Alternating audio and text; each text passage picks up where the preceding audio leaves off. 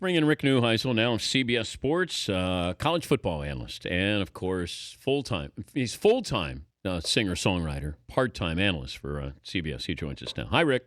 How are you, Dan? I'm spectacular. We're going to talk some spring football? What are we going to do here? Did you fill out a bracket? Of course not. It is a haunting thing in my home. My children have to sneak to do their brackets with their classmates. I forbid anything that resembles a bracket in my home. Seriously? Read the resume, pal. Read the resume. I know the resume. But I thought I never understood it anyway. But I wanted to ask you if you have a sense of humor. You were kind enough to ask me to participate in your deal. Yes, and I said I just don't do that. I'm just a sworn enemy for anything that resembles an office pool. And the reason being, obviously, read the resume. We're not going to discuss it. But the bottom line is, I understand the excitement that grips the country at this time of year. But my therapist tells me I should just leave it alone. Find something else to do. Man. And it's just, you're the one that let us know you had a March Madness song, so I had to ask you about the bracket. No, I said I would, and rather than participate in the pool, and my therapist thought this would be good to put maybe something down on paper, and maybe this would help me get over what has been ailing me since 2002, 2003. Do you feel for Jim Boeheim in any way with the NCAA investigation? I feel for anybody who's dealing with the NCAA because there's such a supposition of guilt. Once it comes out, because there's very little information until all of a sudden they make the announcement, and basically when they make the announcement, everybody has just leaped to this conclusion that everybody's guilty. And so when you try to react to it, as he did today, it sounds like you're just being defensive. You really have very little chance.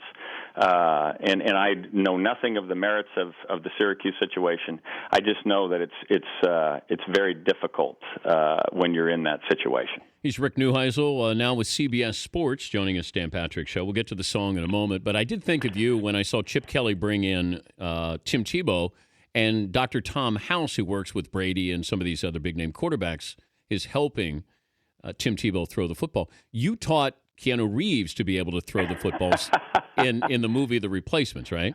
I attempted. Okay. I gave Catherine Bigelow, Academy Award-winning director, the bad news that he was never going to be able to throw the football.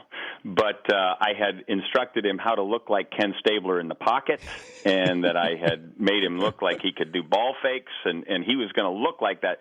We were just going to have to cut and edit to make sure that when the ball flew, it actually hadn't come out of his hand. Who was the stand-in quarterback?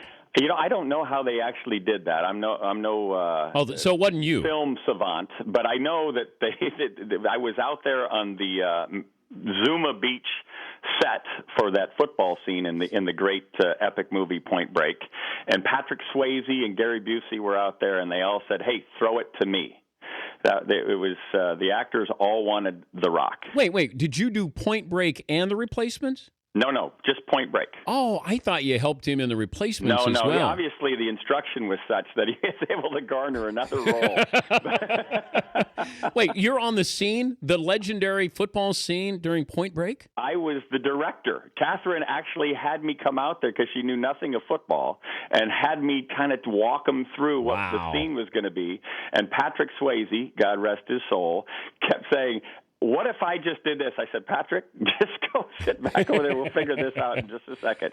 We'll make sure we include you in the scene." How does Tim Tebow throw for 9,500 yards in his college career, but he can't throw the football in the pros?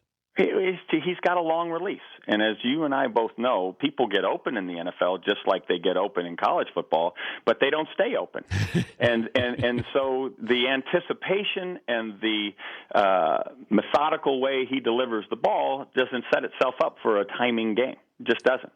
But it's intriguing with him in the Kelly offense with the up-tempo and certainly what he would bring with his legs. I can see him on a roster, as strange as I didn't see it, and then somebody said, no, Chip could make that work for him as the third quarterback. And then I thought, well, Matt Barkley's the odd man out here then. Right. Yeah. And Matt can't run. But it's been what's been a little bit mysterious to me is the Eagles' offense, which, by the way, I think in the last 2 years has been fifth and second in the NFL. Maybe transpose those.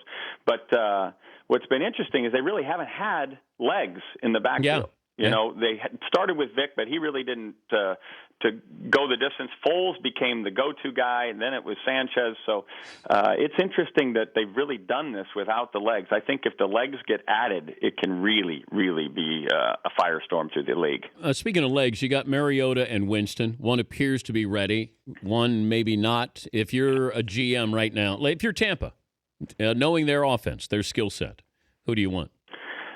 To me, it's a no-brainer. I take Mariota because I think the guy has everything that I'm looking for skill-wise. He was off the charts in his measurables at the Combine, and he has zero in the way of baggage.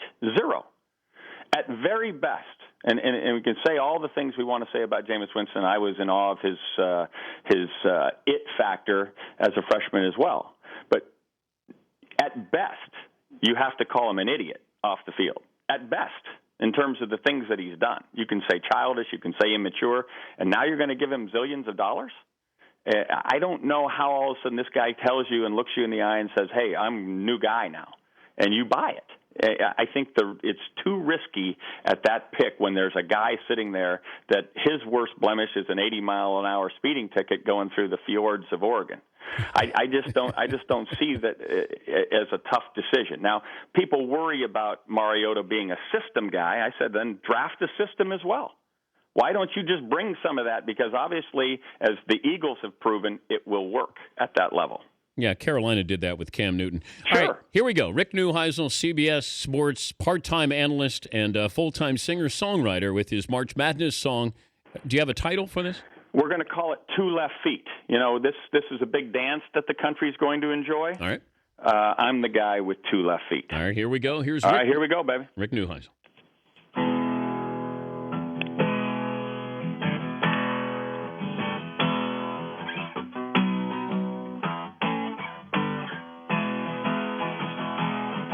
There's a time of the year when we're all a good cheer and the winter snow's beginning to thaw. We hope our team makes the tourney. We're all about the journey, and we squirm as emotions rub raw. We fill out our brackets, put on leather jackets, and pull for each of our teams. A Sweet 16 would be fun, just avoid the one and done. It's a field of 68 dreams. It's a basketball safari headed up by Calipari. Will his Wildcats make us yell? Like Bobby Knight and his Scal Tark biting on his towel, or the Wizard waving to Nell. Welcome to the dance. Everybody has a chance. Make sure your bracket's signed and complete. As for me, I'll take a pass. I might go cut the grass, 'cause I'm the guy with 2 left feet.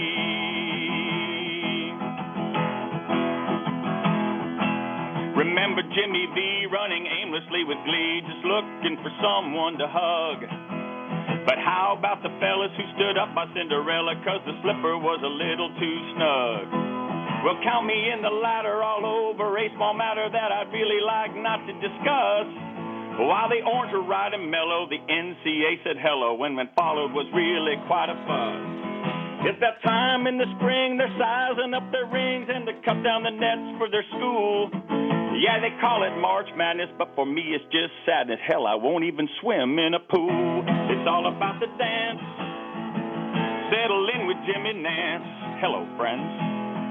And get your fill of Dickie V.